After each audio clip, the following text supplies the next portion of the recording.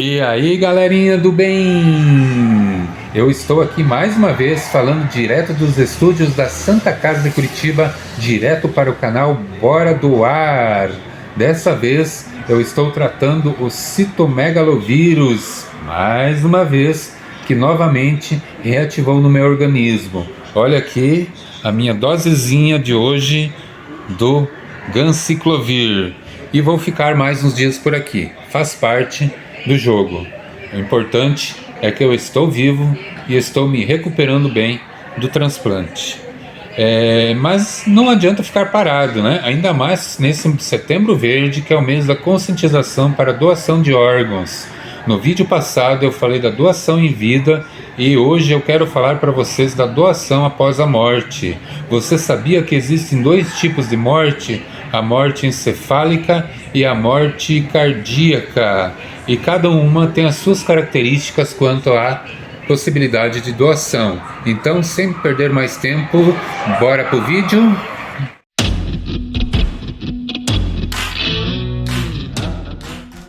Antes de entrar no assunto específico desse vídeo, eu quero te fazer um convite. Nesse mês de setembro, que é o mês verde, o mês da conscientização da doação de órgãos, eu quero fazer um vídeo com um compilado de depoimentos de pessoas se declarando doadores de órgãos. É muito simples, muito rápido de você fazer. É só pegar o seu celular mesmo e gravar a seguinte mensagem: eu sou doador de órgãos, já avisei minha família, bora doar? E diga seu nome e a cidade de onde está falando, ok? Entre em contato comigo nos comentários que eu vou te explicar certinho como enviar o vídeo, ok?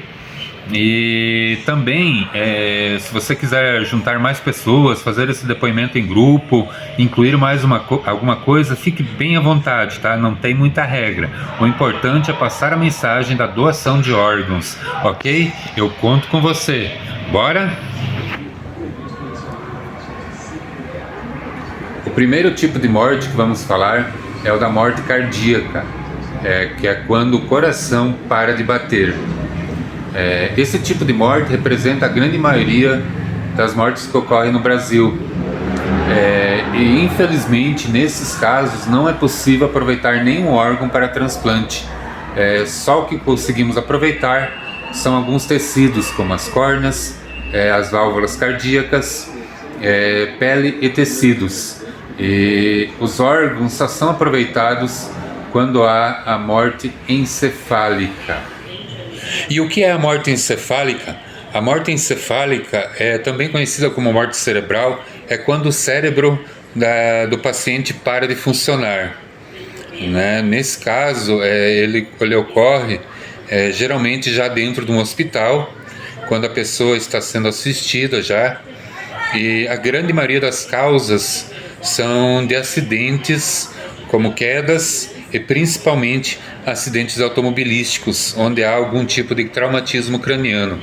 A pessoa é socorrida, já está sendo atendida no hospital e infelizmente aí acontece a parada do cérebro, né? Então o cérebro para de funcionar e o restante continua funcionando com a ajuda de aparelhos, né?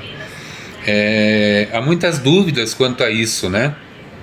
Mas esse diagnóstico de morte encefálica é muito seguro, né? Ele tem que ser feito pelo menos por 2 médicos diferentes, um deles sendo um neurologista, e segue regras muito criteriosas definidas pelo Conselho Federal de Medicina, né? E a família ainda tem todo o direito de designar um médico de sua confiança para também fazer mais um exame e também atestar a morte encefálica, né? Quando ocorre a morte encefálica, muita gente confunde com coma, né, que é reversível, mas a morte encefálica ela é irreversível. Quando ela ocorre, não existe nenhuma maneira de fazer com que a pessoa volte à vida, né? O cérebro para de funcionar, né, apesar de alguns órgãos estar funcionando, mas ali, infelizmente, a pessoa já faleceu, né? Não existe nenhuma possibilidade dela retornar à vida. E isso ainda é uma das maiores dificuldades para que as famílias aceitem doar os órgãos, né? Porque ainda existe a esperança na cabeça delas que a pessoa consiga voltar, né? Ainda não conseguiram aceitar que realmente aquela pessoa faleceu, que aquela pessoa não vai estar mais entre elas, né? Já não está mais entre elas, né? Por isso que é importante falar bem, explicar bem isso, que quando ocorre a morte encefálica, não há possibilidade nenhuma mais da pessoa voltar à vida. E somente depois que essa morte encefálica é atestada, e a família avisada do falecimento daquele ente querido, é que o pessoal da Central de Transplantes é liberado para fazer o contato e solicitar a autorização para a doação dos órgãos. Esse contato também segue algumas premissas.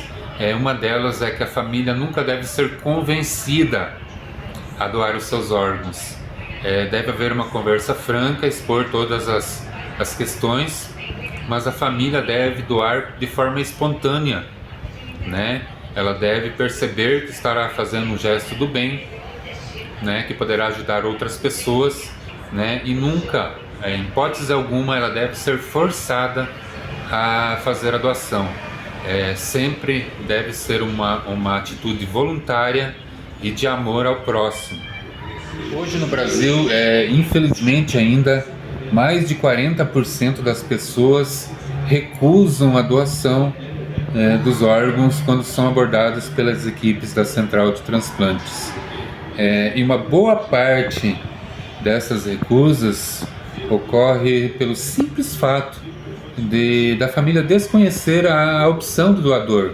Ou seja, nunca houve uma conversa, nunca foi declarado em vida qual seria a opção daquele potencial doador, né? Então a família, com medo de fazer alguma coisa que não fosse da vontade da pessoa, ela acaba recusando, né?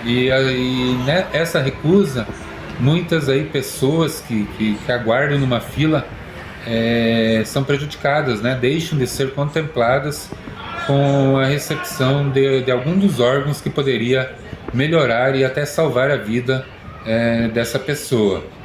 Agora vamos fazer uma conta rápida, né? A morte encefálica, ela representa em torno de 10% do total de mortes que ocorrem no Brasil. Ou seja, né, de cada 10 pessoas que falecem, em uma delas apenas que é possível que haja a doação de órgãos, né?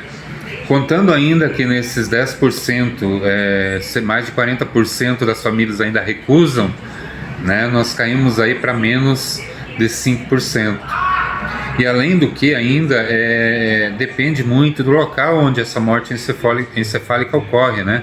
Ela pode ocorrer em cidades, em regiões onde não há estrutura para retirada desses órgãos, para conservação, para transporte, ou seja, ainda são perdidos, né? Então, aí no final das contas, aí menos de 5% das mortes são possíveis de serem aproveitados os órgãos. Por isso é importante que a gente conscientize o máximo de pessoas para a doação de órgãos, né? Que a gente consiga que o máximo de pessoas se declare doador de órgãos, que o máximo de pessoas converse com a sua família e peça que sua vontade seja respeitada.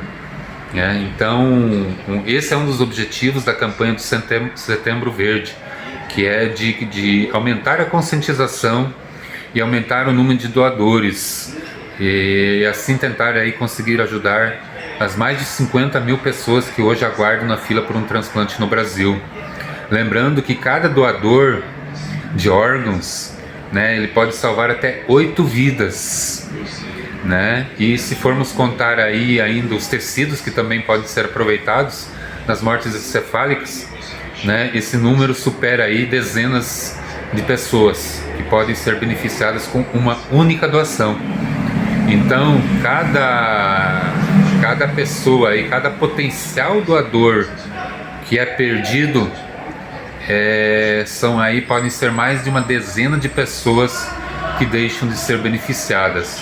Por isso, eu reforço, É importante se conscientizar, tirar as dúvidas. A doação de órgãos no Brasil é um ato extremamente seguro, é um processo efetivo, fiscalizado. Para finalizar, então, eu conto com o seu apoio nessa campanha. Siga meus canais aí aqui no YouTube, lá no Instagram, no TikTok também. Se você tem LinkedIn, procure lá elson.kunze. E siga outros canais também que apoiam a doação de órgãos, que tiram dúvidas, né, e que te explicam como esse processo funciona. Não fique na dúvida, não fique com medo. A doação de órgãos é um processo totalmente seguro e eu conto com você. Seja um doador de órgãos, avise sua família. Bora doar?